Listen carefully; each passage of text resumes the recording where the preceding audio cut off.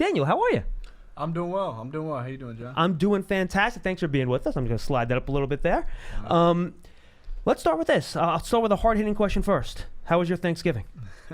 It was good. Enjoyed Thanksgiving. My family was in Orlando. Little brother had a basketball game down there, so they were supporting him. I was able to watch it. Unfortunately, they lost, but they'll get back on track today, hopefully. So good Thanksgiving, and enjoyed a little bit of time off.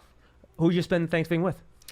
So I actually went over to Alex Tanney's house, hung out with his family. They were nice enough to host me, and his wife Rebecca is a great cook, so that was great. I had plenty of food. What's your go-to favorite Thanksgiving thing? What do you like? I like it all. I think the highlight for me yesterday was probably the sweet potato casserole. I thought she did a really good job with that. It was great across the board, and I think back home we used to always go to my grandparents' house in Rock Hill, South Carolina, and I guess her mac and cheese was always a big hit, so that'd probably be it down there. You mentioned your family and your siblings. How much of a backbone are they for you as you go through your first NFL season, as people you can talk to every week, be a sounding board too, and talk to in a different way than you would talk to your coaches or your teammates up here? Yeah, I mean, I think that's I'm lucky to have 3 siblings who have played or are playing sports at a high level, and 2 parents who've supported me through it all, and I think they've been each member of that of my family has been extremely helpful to me, and just talking through things, and hopefully I'm that way for them, but yeah, I mean it's been big to have them. You mentioned your siblings, and I read a story during the draft. They're, calling your phone, making believe they're teams that are trying to pick you, right? Mm-hmm. Do they kind of, at the same time, keep you level, but at the same time also keep your confidence up as this season hasn't gone as everybody wanted to? Are they just good at keeping you on that steady plane and being where you need to be mentally every week? Yeah, I think so. I think, they'll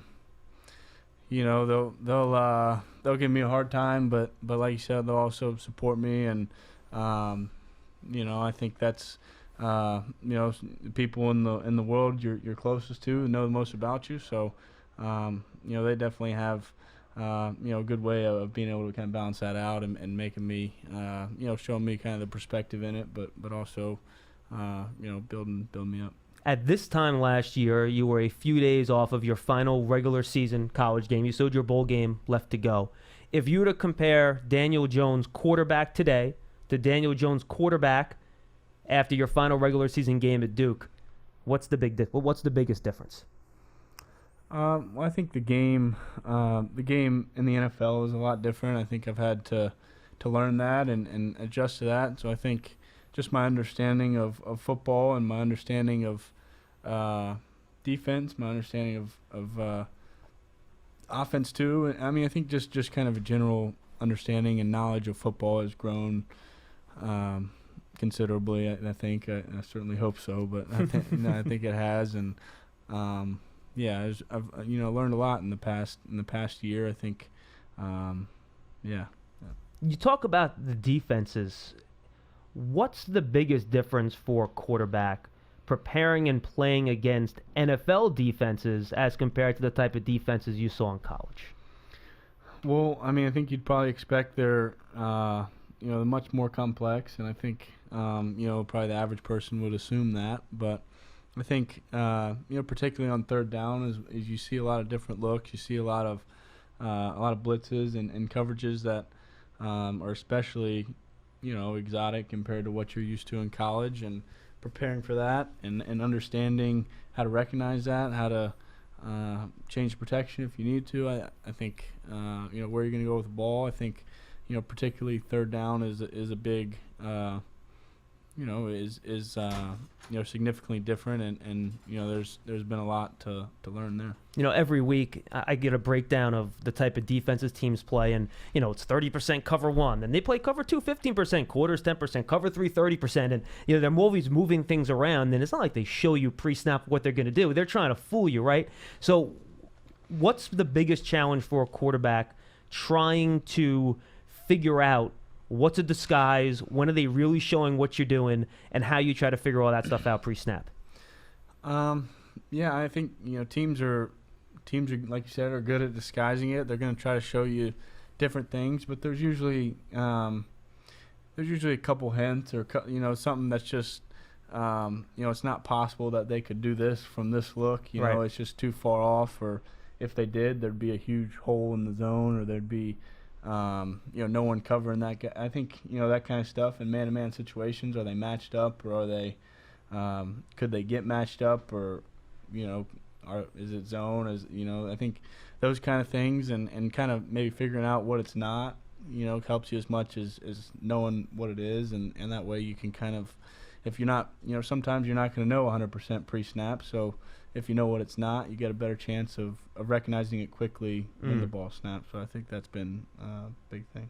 Tuesday is player days off, but there's no player day off for a starting quarterback in the NFL. You're always here with Alex, Eli, too.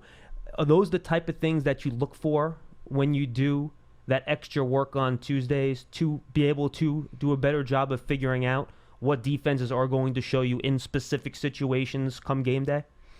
I think so, yeah. I think you want to have a good idea of that, and just the more you see, I feel like the more in tune you are with those disguises, the quicker you're able to recognize some of those things and have a plan for it.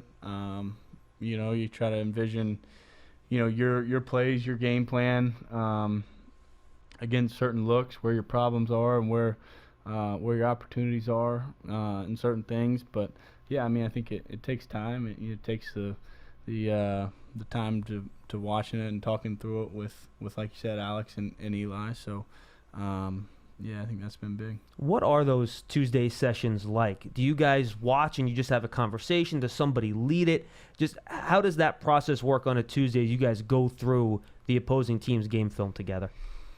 Yeah, I mean, we're just talking through things and watching film. So we'll separate cut ups and we'll watch the first and second down, normal down and distance, kind of cut up who they are in their base defense against kind of a base situation, and then you'll watch backed up, who are they when they have the offense backed up. You'll watch second and long, where they get a negative play on first down, what do they like to do then. I think and then towards the end of it, you get into some of the third down looks, and we'll typically practice that later in the week. So you get to that a little bit later, and then eventually you get to the red zone. But just trying to get an understanding of who they are, kind of what they like to do, what their tendencies are in each of those situations. Sometimes though you'll get a play call in, the coaches and you, based on their tendencies, will think a team's going to show you X, Y, or Z on a certain play. You come out, they're showing you something else. When you get to that situation, how much freedom do you have pre-snap to go to any play in the playbook? Do you just have one different play you can go to? How does that work pre-snap in terms of the freedom you're given to get into plays that you think will work based on the look that the defense has given you?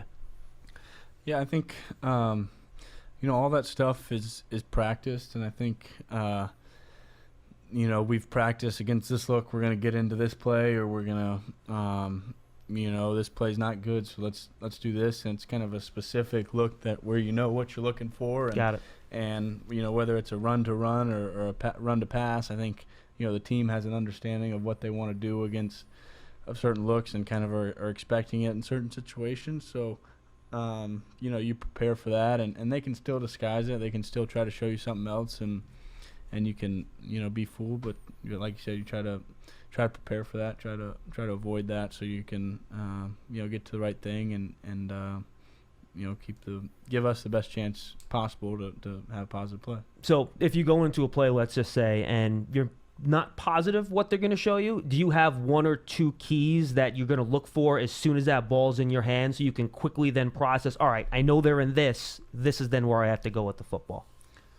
Yeah, I think it depends on what the play is or what the defense is as to what's your key. But yeah, I think like I said, if you know what it's not, and you kind of know where to look, and who's gonna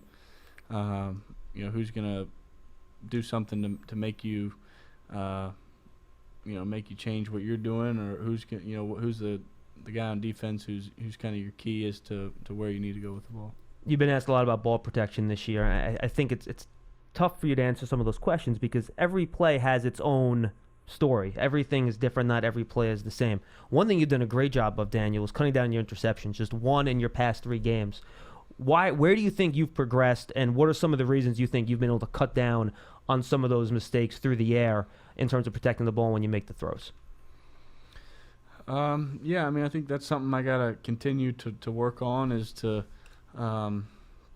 making sure I'm aggressive, but understanding when to not be aggressive, or when to when to check the ball down, or when to get out of the pocket, and I think I can continue to work on that, but I think it's just that kind of practice of seeing things and understanding when you need to get through it, or when you need to throw it away. I think I've gotten better there. I think I can continue to work on it.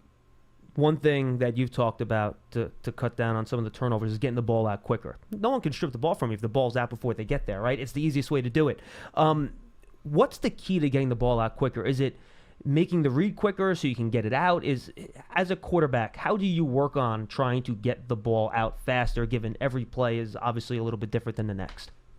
Yeah, I think it's just being decisive and knowing exactly where your answers are, and being decisive and just kind of going with it. I think when you're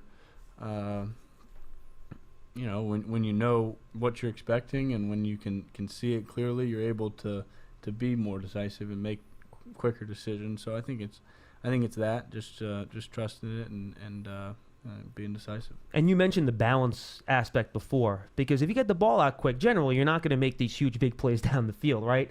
But as a quarterback, you want the quarterback's eyes to be down the field being aggressive. How do you balance that? All right, it's okay if we just get 5 or 6 yards here, rather than risk the quarterback getting hit and having a mistake, and still making sure that you want to keep your eyes downfield to try to make some of those explosive plays, which are so important to winning ball games.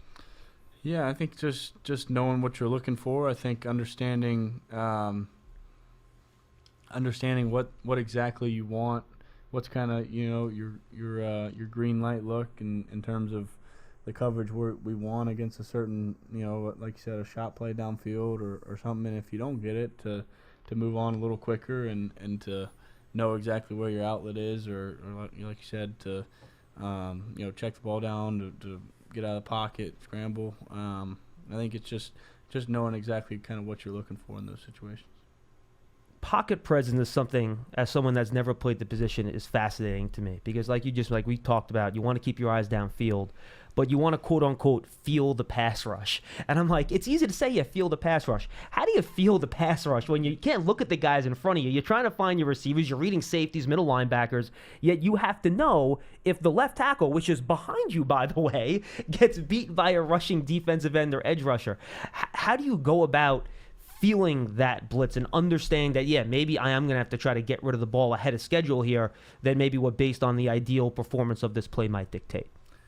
Yeah, I think, like you said, you want to keep your eyes down the field and be able to kind of feel that and sense when the pocket's getting tighter. I think for me a big thing has been, trying to step up in the pocket. I think, the tackles, have a certain point where they're expecting the quarterback to be a certain depth in the pocket. So a lot of those guys, you get a speed rusher who's trying to beat someone around the edge. If a tackle can push him high enough, ideally the quarterback steps up and there's room inside the pocket. So I think working that and making sure I'm always cognizant of my depth in the pocket and stepping up in the pocket, I think it is big. But I think just trying to sense it. I think a lot of times when the pressure's in your face or something, it's easier to kind of feel it and move away from it. But just trying to be up in the pocket kind of prevents you from a lot of those people you can't see. You're not a running quarterback, but you're a quarterback that can run. How do you like to use your legs going into a game? Do you have a plan? Well, I want to take advantage on third downs here, use it then. I think this is a game where the read option could work. As a quarterback with that ability, how do you plan and like to utilize your legs over the course of the game to help the team win? I think when the opportunity presents itself, I think, there's certain, called runs. I think, you do a little bit more of that in college, and that's kind of the way the college game is designed. I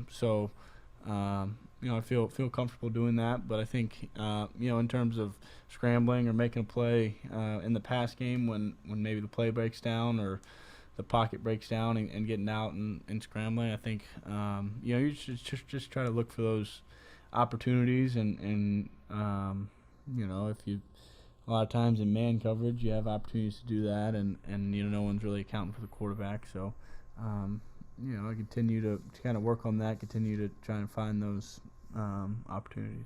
You've gotten a real great chemistry with Darius Slayton. How much does that go back, Daniel, to the fact that you were working with him all the way back with your first Giants practice back in rookie minicamp, where I go back to this throw against the Bucs, which nobody talks about. It wasn't the scramble in the deep post. It was on the final drive when you're going down, and he runs a deep stop on the right side, and that ball is out of your hands before he's even starting to go into his break, let alone come out of it. What is it about your relationship with Darius that allows you to have so much confidence that he's going to be where you need him to be on any given play? I think, one, he's a smart football player, and he's, we're both rookies. We're both trying to learn and trying to figure it out. But just kind of the way he approaches that process, the way he's been, the way he picks up things, and we've kind of had to pick up things together, kind of learn them together. And I think we've, I think that's kind of helped our chemistry and helped us kind of grow. And I certainly have a lot of trust in him. I think, like I said, a lot of it comes from his demeanor and his his approach to learning and understanding exactly what he needs to do, and and doing that consistently in practice, and then you see it in the games. I don't think I think those two are very connected, and you're going to have a lot of trust for guys who show that. Then on the other side, you have Golden Tate, who's done this a really long time, and he's made some really big plays down the field. He's ran that one wide receiver screen all the way for a touchdown. How is having a veteran like that's been through the battles and the wars for you to lean on after he got back from his suspension? How has that been helpful to you as you've developed as a quarterback? It's been extremely helpful for me. I think, Golden, like you said, has played a lot of football, has seen a lot of football, has caught a lot of balls and gotten open, for a long time. So, I've learned a lot from him, and just kind of the conversations we've had and how he sees things, how he expects the ball to be thrown against certain looks. I think, that's been really helpful for me, and after games or whatever it is, just kind of, being able to hear what he thinks and hear how he sees it, I think has been helpful for me learning and growing. I feel like sometimes rookie quarterbacks around the league can be a little hesitant throwing the ball into tighter coverage. Now, that's something you had to do at Duke, so I think it's something that maybe you can tell me if you think I'm wrong. You were kind of used to coming into the pros, but it seems like against man-to-man defense, you have no problem, no matter who the receiver is, throwing it to a spot and trusting your wide receiver is going to make that contested catch against that cornerback. The Tate play against Dallas, Darius made a couple of those plays, against Detroit. What is it about your confidence in the offense and the receivers where you can make those contested throws and catches, and you believe your guy's going to come down and make the play, which has for the most part happened this year? I think I certainly have a lot of trust and faith in those guys to make plays, and they've shown they've shown the ability to make them time and time again. So I think that's a big thing, but just giving those guys a chance to do that, and we've got a lot of good players, a lot of good weapons on offense, and receivers who can do that. So my job is just to give them an opportunity to put the ball somewhere that they're going to be able to do it, and away from the defense. So try to do that as best I can. We talked a little bit about how Eli and Alex help you in the meeting room, getting ready for games, reading defenses. One thing I've noticed a couple times after games, especially earlier in the year, after you get dressed, you're in the locker room, as you're getting dressed, and you and Eli will have a little bit of a powwow before you end up talking to the media. How has he helped you handle everything else that comes along with playing quarterback in New York, more than just the X's and O's? Yeah, he's he's helped me a ton, and like you said, I think on the field he certainly helped me a ton, but off it, I think a lot of people don't realize those are probably the two guys I spend the most time with. I think through the week and through the weekend, I think gotten to know them pretty well. They're your football family. That's right, how it goes. Right, and eventually you talk about you talk about football a lot, but you're also talking about other things and what's going on in everyone's lives. So they've been extremely helpful to me and just kind of getting accustomed to life in the NFL, to life up here in New York, and I'm certainly really very appreciative of all they've done to help me. How has it been handling the spotlight and all the other stuff that's not just football? I think definitely it's new to me, and definitely a different from the role I had at Duke and Durham. There's a few more people asking you questions up here and watching what you're doing, but that's part of the job. It's what I'm expected to do, and I think it's been it's been good. I'm certainly fortunate to be in this position. What have been some of your favorite plays or moments this year where you kind of look back really fondly on and just smile, either in a game like, oh, wow, I'm really starting to get it, I love that play, or just, time with your teammates and your coaches where you look back and these are things that you'll never forget?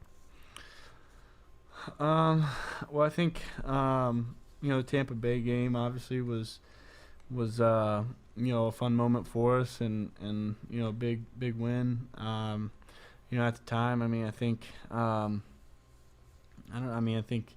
we've been it's been tough at times and obviously trying to win a few more games, but I don't know. I think you think back to certain plays guys have made. I think a lot of the plays Darius has made in the Jets game, and Golden and Evans. I think you just think kind of specifically as to plays people made, and I think it's always nice when you throw a screen to Golden and he takes it 50 yards or whatever it is, or a slant to Darius and he takes it 50 yards. Both those in the Jets game. I think there's been some good moments, but certainly in search of more of them and being more consistent. Is there anything specific that you're really locked in on as you get into these final 5 games where you're really trying to focus on and get better, or is it still kind of just an overarching improve everything mindset for you?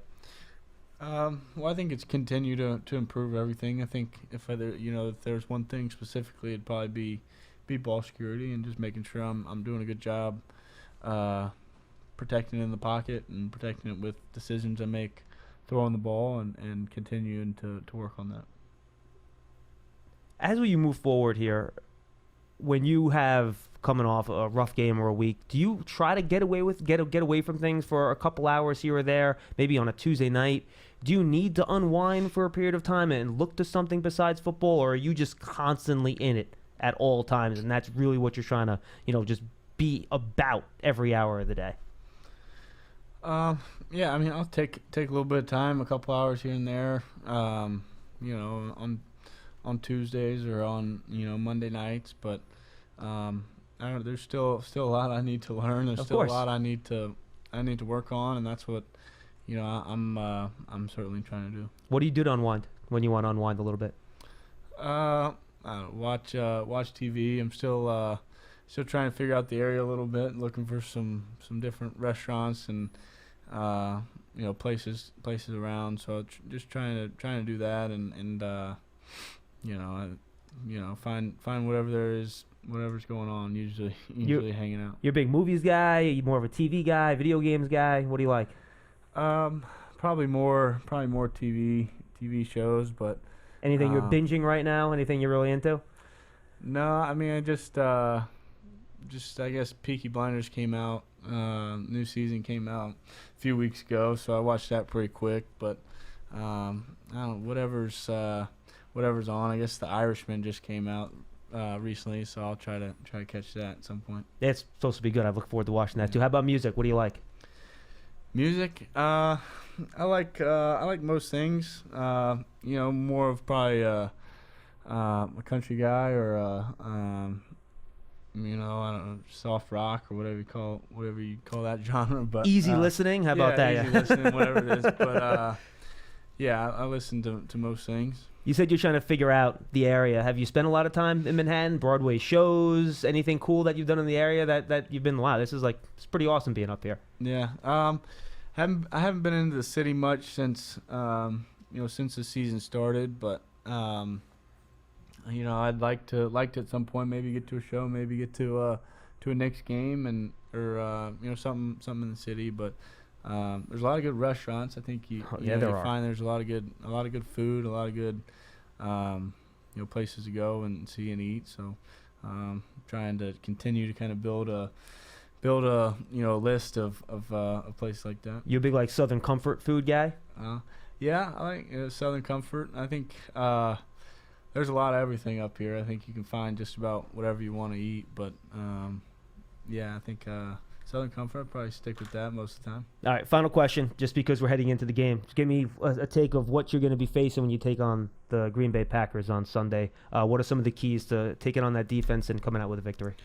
Yeah, I think they got good pass rushers up front, two guys who can really get after the quarterback, and I think we got a good plan for that. I think like we were talking earlier, particularly on third down, they'll do some different things and bring some different looks. So making sure we're keyed into protection there, and we're giving guys down the field a chance to make plays and get open. I think we'll be we'll be ready to roll. But I think it kind of starts up front, making sure I'm clued in and getting guys in a position to pick up what they're doing, and I think we'll make plays from there. Daniel, we really appreciate the time, man. This was great. Thank you very much. Hey, Giants fans, Jabril Peppers here.